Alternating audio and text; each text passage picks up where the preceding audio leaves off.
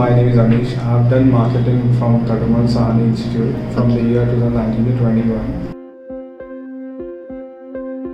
So the overall experience with TSCFM was really good. I joined TSCFM. I was not a very confident person. I could not speak to anyone, and through the process of 2 years, I came to across with presentations, with a lot of subjects. I got to know about different industries, how it works, how to give presentation, how to be clear, what exactly you have to do it in presentation, and that was an amazing experience.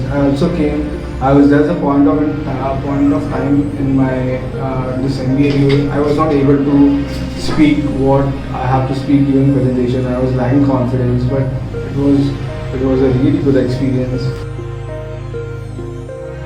During the MBA, there was also Nitin sir.